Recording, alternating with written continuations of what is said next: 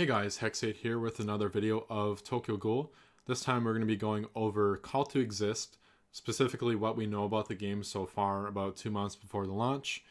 For the most part, we've had those two different trailers which showed a bunch of different stuff, but I'm mainly going to be diving into the website and just some clips of the trailer to decipher the basic movesets of the characters and then some different modes or what's been confirmed for the game. So just to start off with, we're going to be going over Hexade as our base example. And for every character, there's something called your proximity actions. And so as the name implies, it's in proximity, the close range actions you can perform. So for Hexade, it'll be his Quenke along with his Kagane and another attack. So you can see right here, doing that. And then the next kind of action you can do is called the shooting action. So let me actually rewind a second here. We can go over that. So this is a shooting action. Basically, you go into another mode. You're able to aim freely, as well as gain access to different kinds of items or grenades. So a grenade, presumably some kind of stun or flash or RC suppressant. So basically the game, you go back and forth between proximity and shooting action. Here he is in the shooting action again. And we saw right there. So whenever you switch back to proximity, or I guess you switch to shooting, there's going to be this little glowy light, and you'll have your weapon in your hand. Also, thing to note, over there it said you cannot carry more items. There's different items around the map that you can pick up. So those are, looks like grenades over there. But you could also pick up health kits and such.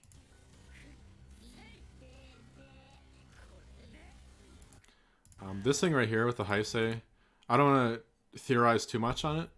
You can guess it's probably some kind of awakening that certain characters have. So it could be that. If I had to guess, it might be because this thing over here changed colors. But we don't know for sure. We don't know if it's part of the story or that. So we'll just let this be, but assume there's probably awakenings. The next thing to understand is there's unique actions and a special attack that are available to you. To understand that, you need to understand the action gauge. So the action gauge is this little blue bar that fills up. As ghouls, the gauge will fill as time passes, but for CCG characters, you'll need to use items to refill the gauge. It doesn't outright explain what it means by you will need to use items to refill the gauge. Could items be like the grenades and shit, or is it something else you pick up? It's not sure, but that's the main difference between ghouls and CCG. And so, of course, with the action gauge, you're available more special attacks. So the first kind is the unique action, and you require a certain amount of the gauge to do it. So unique actions for Hexade are stuff like this. So kind of pierce attack, and then something like this, where he goes up in the air, does this thing. And then, of course, there's a thing that considered the special attack, basically your ultimate ability. This is where a cutscene or cinematic is going to play out for you. While you do it, you're still going to be open to an attack, so you can still be attacked during it, but it is going to be pretty powerful. And that's the basic thing. So you're switching between proximity and shooting. You have your unique actions as well as a special attack, depending on how much of the action gauge you have filled. We're going to be looking at some differences between the different Kagane types. So following their lead here, we're going to look at Nishiki. So it says with a Bikaku, you can bind your enemy, or it can be used to do a powerful ranged attack. So you can imagine for his proximity actions, he can do his kicks, maybe a couple hits with his Kagane as well, just like the Hexade. For his range attack, it'll bring his Kagane out fully, and this was shown in the trailer. Basically, he does different long range jabs with it, and he should have access to he might have access to other abilities too, but mainly the long range jabby thing. Of course, you can see his different kind of unique attacks, an AoE slap, it looks like, and a special attack. We're going on to Tsukiyama. So the Kokakus are more of a defensive type, or a tankier type. They have a main pierce attack as well as ability to guard an enemy's powerful attack. So along with his basic attacks, his ranged mode will bring him into more of a piercing thing. So probably a little bit more range, but mainly to pierce enemies. Along with that, it stated he has a guard, so to be more tanky, I assume they gave the Kokakus a little bit of a guard to take more damage. Just a cool little thing. His special attack features the Ogai squad, so that's pretty cool. Then looking at the Ukakus, you can already tell they're more of long range. You want to attack from a safe distance, it states, but they do lightning fast attacks. So someone like Ayato, punches up close. You'll probably want to stay in this mode more. And he does this thing. So look at Rinkaku. Doesn't really state it in the article. Your Kaneki, so he'll punch, and then he'll probably use his Kagane too. He has more of a range thing where he shoots out little bits of Kagane. And then his unique actions are a little bit of a guard, as you can see, and then Stabby. So each character is a little bit different. Interesting things about their things is there's some unique weapons they've created for some of the Quinks. So Heisei and Mutsuki use pistols.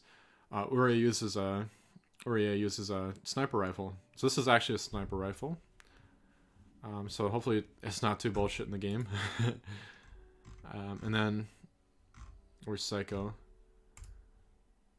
Psycho's going to use a grenade launcher. So she's noob tubing some dudes. And then for people who never really use long range stuff, of course, there's Amon uses Takizawa's machine gun. Akira uses like a long range whip thing. I'm not sure if this is a grab or if that's just a swap, like a whip. It could just be a whip.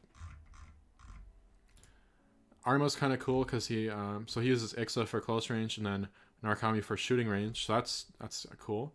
Looks like he has a guard there as long as he can activate Ixa there.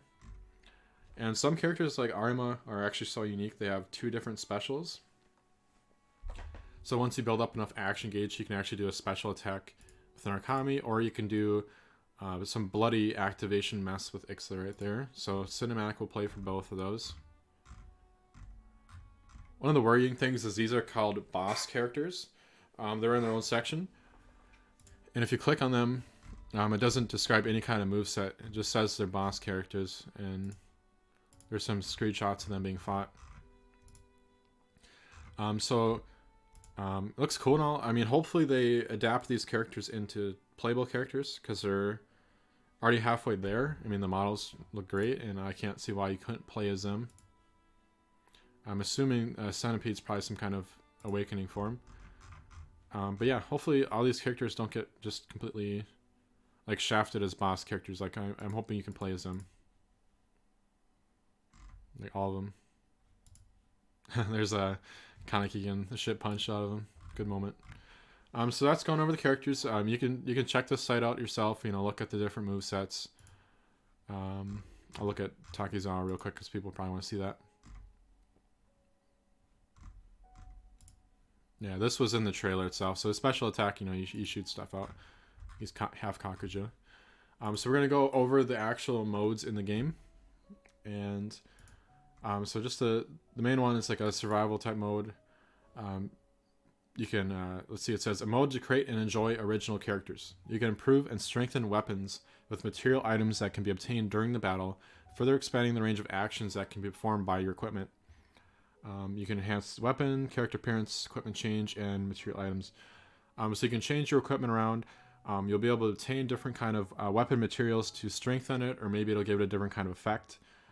So there's a bit more complexity to the weapon that you can use. And as you saw in the English trailer that came out like a month ago, you can basically swap between all the known Quinke in the series that the investigators use. So that's cool. All right, and then this part says it's a campaign type mode.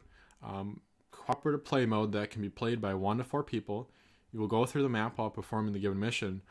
So there's different kind of missions that you need to try and do, and you can perform it with your buds, up to 4 people, including you. This next one here says you're divided into GHOUL and CCGs. You fight with a team of 4. You can play with a team deathmatch, or earning more points than an opponent team within the time limit will kill all the opponents. So I remember seeing somewhere else too, I think in one of the trailers, you can customize the rules. So you could end up doing some kind of team deathmatch, maybe a 4v4, or there's more of an objective orientated kind of thing. Maybe you fight over capture points, for example. You can't really tell too much with a lot of these different things. This thing here, I'm going to run through a translation one more time, but this thing's more of a survival wave-based thing, if I remember right. Mode in which the number of enemies survived a set amount of time and defeated a large number of enemies. So I'm guessing, like, within set amounts of time, the number of enemies will increase. Or if I'm misunderstanding it, maybe you want to see how many things you can kill within a set amount of time. So it's just another kind of mode you can do. You can fight against people from all over the world. So this is confirmed in the trailer. There's a leaderboard, a ranking system. So if people are into that. Going over the character creation again. In addition to improving or strengthening your weapons, you can change your hairstyle. You can change your clothes, mask, etc. to your liking. A bunch of colors, different things.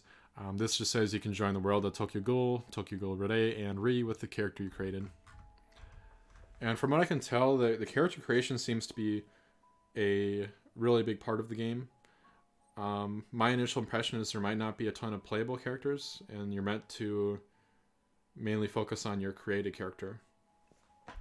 Which, if they really flesh it out, I mean, you know, it's all right. But you know, I hope there's a lot more playable characters than what we've seen.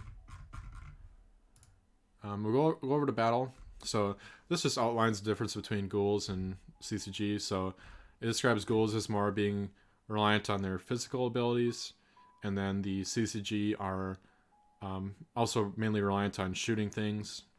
Both of them have range attacks, so I mean, I don't know, the difference isn't that much. The main difference is how the action gauge feels, from what I can tell. And then the quakes are somewhere in between. All right. So I don't think this really says much. Let me see if there's any here. No. The other thing, if people are wondering, is we'll translate this part, I believe.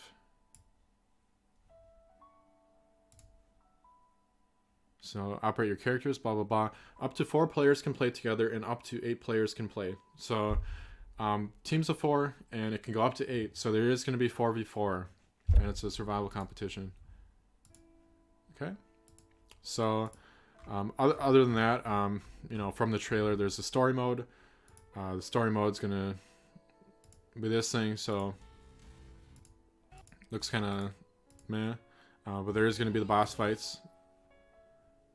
Other than that, you know, it just kind of showcases people attacking or doing their special attacks. So you can watch that in your own time. But that was our little analysis thingy about what we know about Call to Exist so far. Look forward to playing with you guys then. See you then. Bye-bye.